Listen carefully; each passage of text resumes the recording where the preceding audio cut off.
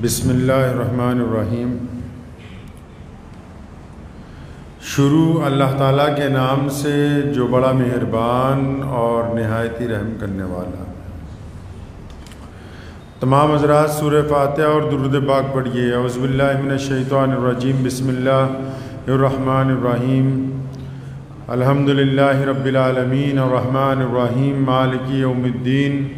इय्याका नअबुदु व इय्याका नस्तईन। इय्याका नअबुदु व इय्याका नस्तईन। इय्याका नअबुदु व इय्याका नस्तईन। इहदिनस सिरातल मुस्तकीम सिरातल लज़ीना अनअमता अलैहिम गैरिल मग़दूबि अलैहिम वलद्दाल्लीन। आमीन। दुरूशी पढ़िए। अल्लाहुम्मा सल्लि अला मुहम्मद व अला आलि मुहम्मद कमा सल्लैता अला इब्राहीम व अला आलि इब्राहीम इन्नका हमीदुम मजीद। अल्लाहुम्मा बारिक अला मुहम्मद व अला आलि मुहम्मद कमा बारकता अला इब्राहीम व अला आलि इब्राहीम इन्नका हमीदुम मजीद। हर बज़ में तमद्दुन है ज़ियाबार हमी से। हर बज़ में तमद्दुन है ज़ियाबार हमी से। कायम है यहाँ गर्मी बाज़ार हमी से। हकदार तो हैं फ़स्ल गुलिस्तां के बहुत लोग। हकदार तो हैं फ़स्ल गुलिस्तां के बहुत लोग। है अर्ज़ चमन खूं की तलबगार हमी से। हकदार तो हैं फ़स्ल गुलिस्तां के बहुत लोग। है अर्ज़ चमन खूं की तलबगार हमी से। मिट जाता है ख़बरों से कभी नाम हमारा। मिट जाता है ख़बरों से कभी नाम हमारा।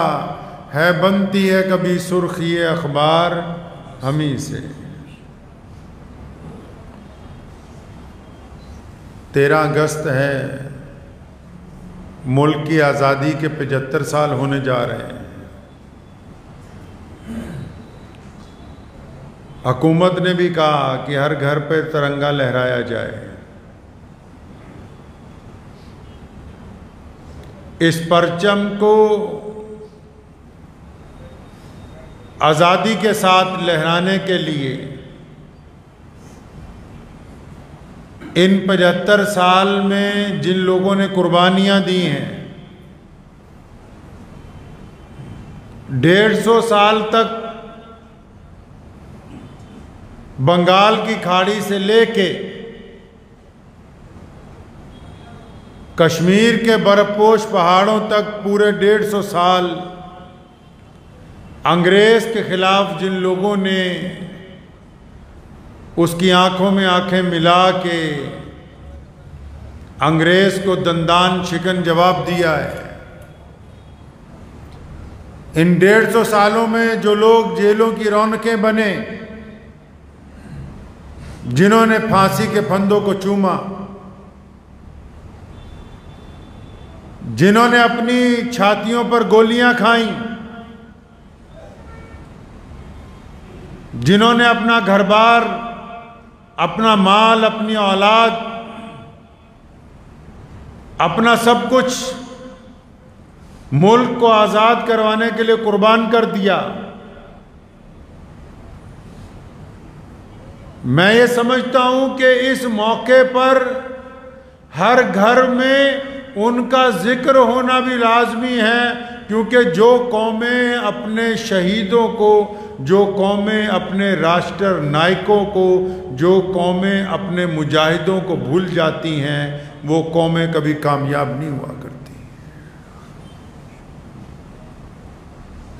ठीक है, मुल्क की आज़ादी में हर मज़हब, हर रंग के लोगों ने कुर्बानियां दी हैं, लेकिन इस बात को भी याद रखना होगा कि अंग्रेज के खिलाफ भारत की जंग आज़ादी में मुसलमानों ने अल्पसंख्यक होने के बावजूद, जिसको माइनॉरिटी का दर्जा आप देते हैं, जिनको ये कहा जाता है कि इनकी तादाद कम है, हमने कम तादाद होने के बावजूद बंगाल में भी अंग्रेज के दांत खट्टे किए, दिल्ली में भी अंग्रेज के दांत खट्टे किए, और मुल्क का कोई सूबा ऐसा नहीं है जहां कहीं किसी दूसरी कौम का कोई जवान अगर कुर्बानी देने के लिए निकला हो तो मुसलमानों ने उसके कंधे से साथ कंधा मिला के कुर्बानी ना दी हो।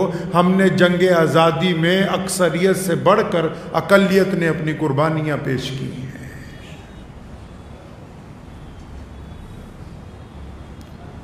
जंग आज़ादी की अगर हम तारीख उठाएंगे, आज कुछ लोग ये समझते हैं कि मुसलमानों ने क्या किया होगा, अंग्रेज को इस मुल्क से जाने पर मजबूर किया है हमने। ऐसे ऐसे काम किए कि आज भी दुनिया की तारीख इस बात की गवाही देती है कि मुसलमानों ने बड़ी दयानतदारी के साथ भारत की जंग आज़ादी के अंदर हिस्सा लिया। और सिर्फ ये नहीं कि जंग आज़ादी में हम ये कहते रहे कि सिर्फ किसी एक कौम के लोगों के साथ, हम सिर्फ अपनी कौम के लोगों को साथ मिलकर लड़ेंगे, बल्कि जब अंग्रेज़ ने इस देश के अंदर हिंदुओं को, मुसलमानों को दो अलहदा नज़रिए दे के आपस में लड़वाना चाहा, उस दौर में भी मुसलमानों ने सबकत ले जाके ये बाकायदा फतवा जारी किया कि देश की आज़ादी के लिए मुसलमान और हिंदू आपस में मिल के लड़ेंगे, तब अंग्रेज इस मुल्क से वापस गया है। लामिसाल कुर्बानियां। आपने जलियांवाले बाग का नाम सुना होगा। जलियांवाले बाग के किस्से से एक शाम पहले जो अमृतसर के जो डिप्टी कमिश्नर की कोठी है, अमृतसर का जो पुलिस कप्तान था उस वक्त, उसका नाम था एसपी खान मोहम्मद जान। उसको बुलाया अंग्रेज ने, मिस्टर एडवायर जो उस वक्त पंजाब के गवर्नर थे, उन्होंने बुलाया उसे। जनरल डायर को भी बुलवाया गया, वो हालांकि जलंधर में था, और इस एसपी की ड्यूटी लगाई, एसपी खान अहमद जान की ड्यूटी लगाई कि सुबह को जलियांवाले बाग में जो लोग अंग्रेज सरकार के खिलाफ धरना लगाएंगे उन पे गोली चलानी। ये मैं तारीख का वो वाकया आपको सुना रहा हूं कि हमने अपनी कुव्वत अमल से इतिहास को बदला है। कोई मामूली बातें नहीं हैं। आज तो लोग छोटी सी कोई सरकार हो, कोई छोटा सा सरकार में ओहदेदार हो, कोई किसी पार्टी के अंदर कोई लीडर बन जाए, उसके कहने पर फैसले तब्दील हो जाते हैं। अच्छे खासे अफसरान का ज़मीर सच्चाई बोलते बोलते एक बार कलम रोक लेता है, क्योंकि सरकार की नाराजगी कौन मोल ले भाई। मिस्टर एडवायर ने बुलाया एसपी खान अहमद जान लुधियानवी को। पढ़िए जलियांवाले बाग की रिपोर्ट। उसने बुला के कहा कि सुबह को जलियांवाले बाग में जो लोग एजिटेशन करेंगे अंग्रेज सरकार के खिलाफ, उन पर गोली चलानी।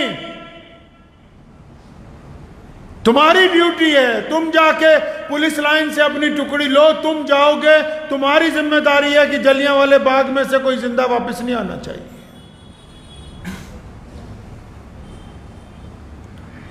तारीखी बात कही खान साहब ने, तारीखी बात। फरमाने लगे कि मैं एक बाहिम्मत जुर्रतमंद सिपाही हूं। दुनिया का कानून ये कहता है कि गोली उस पर चलाई जा सकती है जो आप पर गोली चला रहा हो। मुकाबले में उसको पुकारा जा सकता है जो दूसरी तरफ से मुकाबले के लिए मैदान में आ गया हो। लड़ा उससे जाता है जो जंग में मैदान में उतर गया हो। कहता है ये कैसे हो सकता है कि मैं अपने ही मुल्क के निहत्थे लोगों के ऊपर जो बिना हथियारों के सिर्फ पुरसकून एजिटेशन करने के लिए आएंगे, मैं उनके खिलाफ गोली नहीं चला सकता, मैं हथियार नहीं उठा सकता। एडवायर ने कहा था कि अपनी पेटी उतार के रखो, यानी अपनी बेल्ट उतारो, तुम्हें इस ओहदे से डिसमिस किया जाता है। खान साहब ने अपनी पेटी उतार के जनरल डायर और एडवायर के टेबल पे रखी, लेकिन किसी गरीब के खिलाफ, किसी मजलूम के खिलाफ, किसी सच्चे मुल्क के लड़ने वाले के खिलाफ गोली चलाने के फैसले को मुस्तरद कर दिया। आप क्या समझती हैं, ये छोटा वाक्य है? अगर खान साहब गोली चलाते तो पूरी दुनिया का इतिहासकार लिखता कि इस मुल्क के ही एक बंदे ने अपने लोगों पे गोली चलाई, जबकि उस वक्त अंग्रेज के पास ईमान बेचने वालों की तादाद कम नहीं थी। आज जिनमें से कई लोग बड़े बड़े कहते फिरते हैं कि हम बहुत बड़े देश के साथ हैं, हमने बहुत बड़ी कुर्बानियां दी हैं, ये उनमें से कई हैं जिनके बाप बाप अंग्रेज की चाकरियां करते रहे, देशभक्तों की मुखबरियां करते रहे, जिनको फांसियां दी गई उनकी मुखबरियां करते रहे। ये एसपी खान अहमद जान ने हिम्मत दिखाई, डिसमिस कर दिया गया। यहां मोजपुरा बाजार में रहते थे लुधियाना के। उस दौर में अगर कोई कांस्टेबल भर्ती हो जाता था बहुत बड़ी बात होती थी। ये ऑक्सफोर्ड से पढ़ के आया था नौजवान। हर एक साल, इस किस्से के बाद हर एक साल एक एसपी रैंक का आदमी हजरत की पेंशन लेके और एक कागज़ लेके आता था कि इस माफ़ीनामे पे दस्तखत कर दो, तुम्हें दोबारा किसी ज़िले का कप्तान लगा देंगे पुलिस का। सन 1943 तक ज़िंदा रहे, अंग्रेज़ से माफ़ी नहीं मांगी। फरमाया जिन लोगों ने मेरे मुल्क के लोगों को नाजायज़ कत्ल किया हो, खान दोबारा कभी उनकी फ़ौज के अंदर नहीं जाएगा। शिमला के गवर्नर हाउस में अफरा तफरी मच गई, सारे सेक्रेटरी घबराए हुए फिर रहे हैं। गवर्नर ने बुला के पूछा क्या बात है, आज तो हमने बेहतरीन कालीन पसंद करने थे, क्या वो व्यापारी नहीं आया? उसके साथ हमारी मीटिंग का वक्त तय है। तो गवर्नर साहब को उनके चीफ सेक्रेटरी ने बताया कि वो जी मीर अब्दुल सत्तार जो लुधियाना का व्यापारी है सबसे बड़ा कालीनों का, आ तो वो गया 2 दिन पहले, लेकिन कल जो ऐलान हुआ है ना पूरे देश में कि कंपनी सरकार की मुखालफत करो, सोशल बाइकाट करो, अंग्रेज को ना कुछ बेचना है ना अंग्रेज से कुछ खरीदना है। तो कहने लगा वो जो बंदा जो सबसे बड़ा व्यापारी है, जिसको आपने लाइसेंस इशू कर रखा है कि सारे गवर्नर हाउसेस में उसी की तरफ से कारपेट बेचे जाएं, जिसके साथ हम लाखों रुपए का कारोबार करते हैं। ये मैं आपको 1942 का किस्सा सुना रहा हूं। ये उस दौर की बात है जब 1 लाख रुपया 1 करोड़ रुपए का दर्जा रखता था। तो गवर्नर ने पूछा फिर क्या हुआ उसको, व्यापारी को? कहने जी उसने अपना लाइसेंस वापस किया है और साथ में एक चिट्ठी आपके नाम लिख के दी है। चिट्ठी लिख के दी है,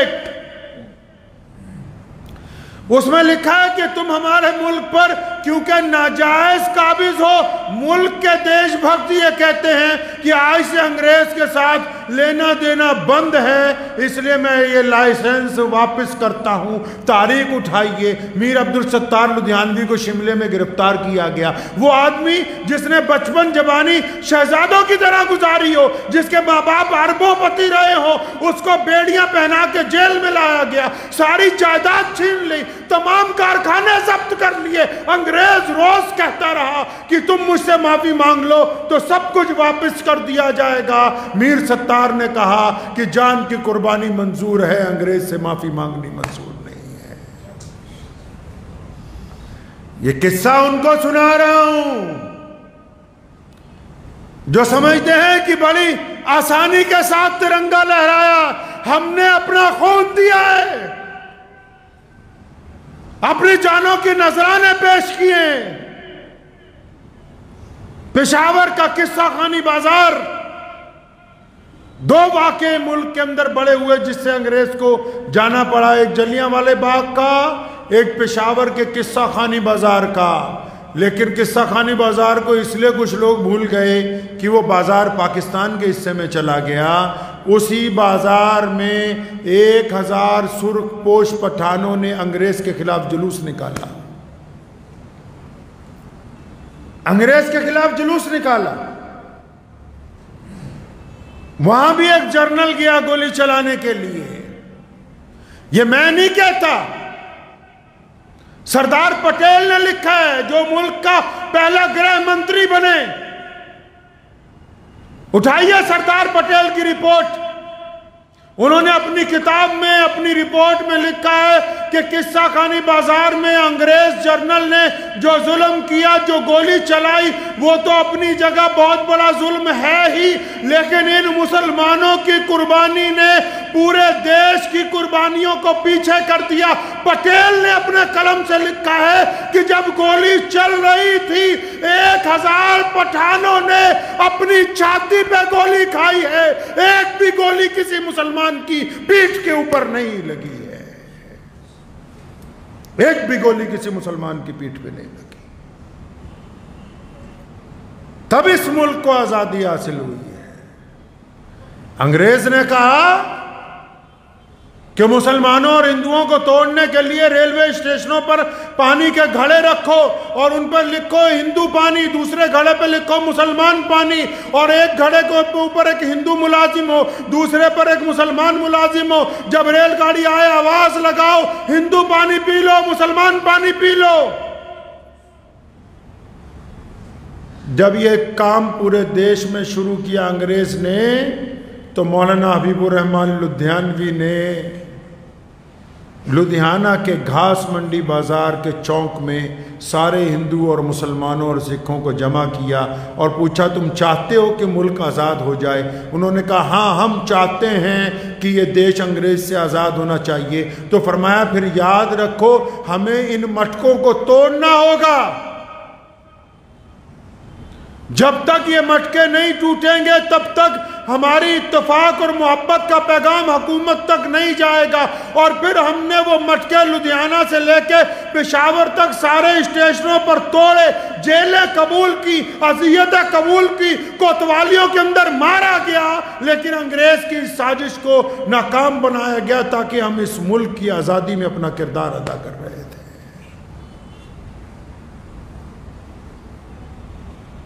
ये सिर्फ लुधियाना के वाक़यात तो मैं इसलिए सुना रहा हूँ क्योंकि लुधियाना की जामा मस्जिद में बैठा हूँ, लेकिन अगर आप तारीख उठाएंगे तो दिल्ली से लेके मेरठ तक, दिल्ली से लेके मुरादाबाद तक, दिल्ली से लेके ग्वालियर तक, दिल्ली से लेके कलकत्ते तक, दिल्ली से लेके गुजरात तक, दिल्ली से लेके अमृतसर तक 1857 की जंग आज़ादी में मुसलमान मौलवियों ने इतनी बड़ी कुर्बानी पेश की है कि जितने दरख्त लगे हैं सड़कों पर, हर एक दरख्त के साथ एक आलिम दीन की लाश लटकी हुई थी।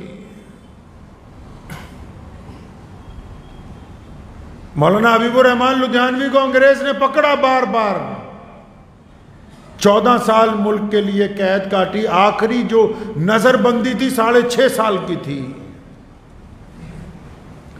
जब गर्मी आती थी तो मुल्तान जेल में भेजते थे कि वहां गर्मी बहुत पड़ती है, 58 डिग्री गर्मी। आज भी मुल्तान सबसे ज्यादा गर्म इलाका है।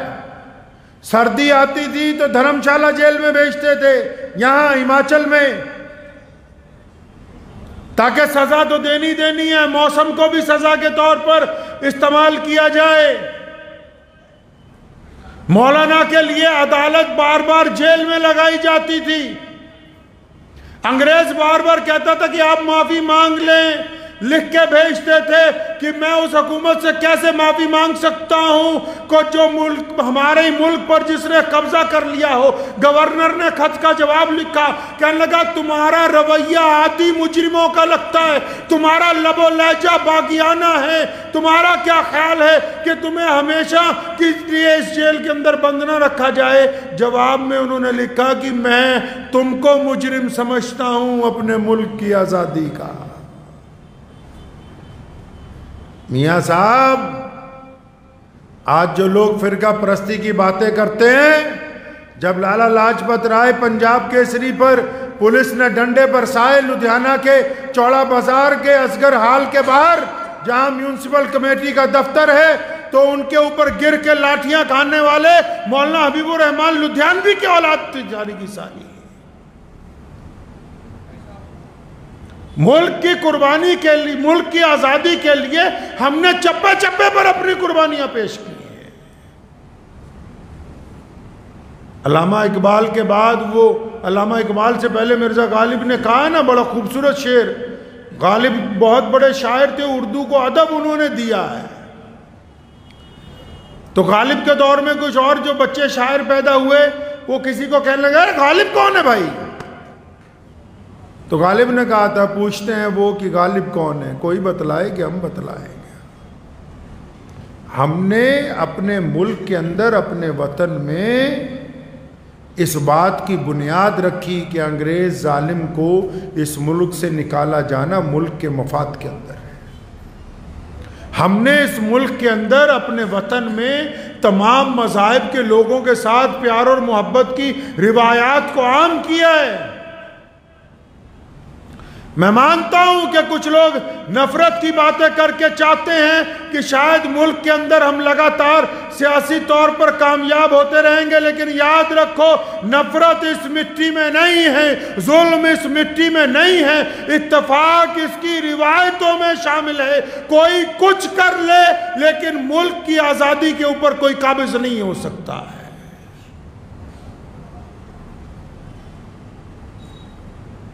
मुल्क की जो तारीख है इस बात की गवाह है।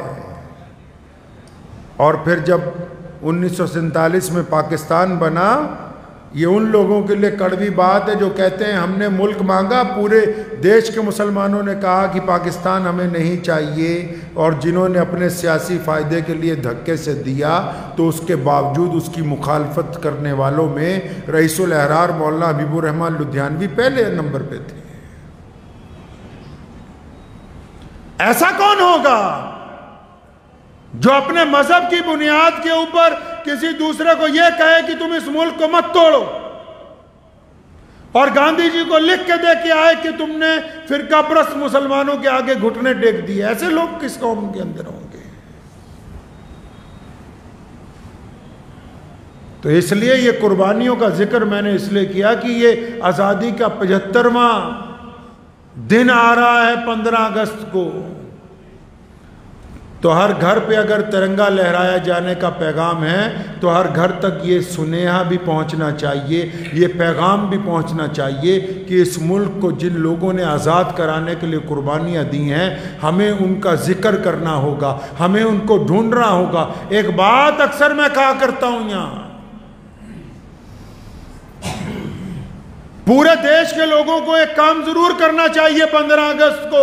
मैं मानता हूं कि आप गांधी जी को जानते हैं, आप भगत सिंह को जानते हैं, आप अबुल कलाम आजाद को जानते हैं, लेकिन आपको यह भी जानना होगा कि आपके गांव का गांधी कौन है, आपके गांव का अबुल कलाम आजाद कौन है, आपके गांव का भगत सिंह कौन है, आपके इलाके में वो कौन लोग हैं जिन्होंने देश के लिए कुर्बानियां दी हैं। अपने उन शहीदों के इतिहास पर जमी हुई मिट्टी को साफ कर लो। याद रखो, जो कौमें अपने शहीदों को भूल जाती हैं, उन कौमों का कोई नाम नहीं लेता है। ये रिवायतें अता की है हमें हमारे दीन ने, उनको याद कीजिए, जिन लोगों की वजह से आज हम आज़ादी का लुत्फ उठा रहे हैं। अगर वो कुर्बानियां ना देते, हम आज़ादी का लुत्फ कैसे उठाते? उन कुर्बानी देने वालों का जिक्र होना चाहिए।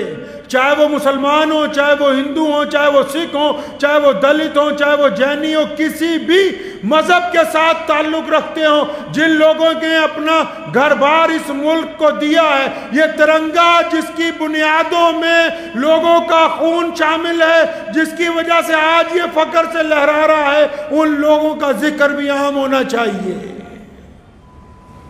उन लोगों का भी तज़किरा होना चाहिए। अगर हम उन लोगों को याद रखेंगे तो हमारे अंदर, दिल के अंदर अपने मुल्क के लिए ज़्यादा मोहब्बत पैदा होगी, इखलास पैदा होगा। और अच्छा बंदा वो है, मैंने पिछले जुमे भी आपको कहा था, बहुत अच्छी बात है कि आप, वैसे हमें तो जो लोग सलाह देंगे कि परचम लहराइए, तो शायद ये उनको सलाह देने के लिए जा रहे हैं जो इनसे पहले उस वक्त के साथ परचम लहराते आ रहे हैं, जब अंग्रेज़ गोरे सिपाही बंदूकें लेके तैयार रहते थे। उस वक्त मौलाना हबीबुर रहमान लुधियानवी ने लुधियाना की शाही मस्जिद के ऊपर परचम लहराया आज़ादी का। आज तो बहुत आसानी की बात है, तो लेकिन हमेशा याद रखिए, परचम लहराने के साथ साथ सच्चा मुल्क का वफादार वही है जिसके दिल के अंदर अपनी मिट्टी के लिए वफादारी है, जिनका ईमान चांदी के चंद सिक्कों के लिए बिक जाता है। पिछले 1 साल में जितने पकड़े गए हैं गैर मुल्की जासूस देख लीजिए, जो अपना ईमान चांदी के चंद सिक्कों के लिए बेच दें, उनका कोई ईमान नहीं, वो बेईमान है। ऐसे गद्दारों का कोई फायदा नहीं है। सबसे बड़ी जरूरत इस मुल्क की वफादारी है। मेरे वालिद साहब रहमतुल्लाह अलैह एक बात कहा करते थे, मैंने गुज़िश्ता जुमे भी आपको सुनाई थी शायद, कि बंदा अनपढ़ हो लेकिन वफादार होना चाहिए, अनपढ़ हो लेकिन वफादार होना चाहिए। जिसमें वफादारी नहीं, उसकी तालीम का कोई फ़ायदा नहीं, उसके हस्ब नसब का कोई फ़ायदा नहीं, उसकी आला नस्ल होने का कोई फ़ायदा नहीं, क्योंकि दोगलों को दुनिया कबूल नहीं करती। अपने रंग में, अपने मिजाज में, हर काम के अंदर इस्लाम ने तो हमें पहले दिन से तरबियत दी कि बंदा अल्लाह का वफ़ादार, रसूलुल्लाह का वफ़ादार, कुरान का वफ़ादार, बैतुल्लाह का वफ़ादार। और जब इस देश की आज़ादी लड़ रहे थे, अंग्रेज़ बड़ा हैरान था कि मुसलमान क्यों सबसे अगली सफ में लड़ते हैं।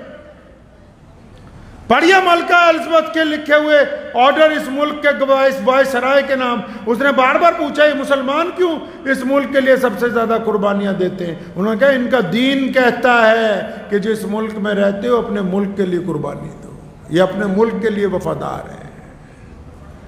तो हम इस बात के ऊपर बिल्कुल पाबंद हैं कि मुल्क की 75वीं आज़ादी की सालगिरह के ऊपर इस बात का हम अहद करते हैं कि इस आज़ादी को कायम रखने के लिए अपनी कुर्बानी जब ज़रूरत होगी तो हम इंशाअल्लाह ताला पेश कर देंगे।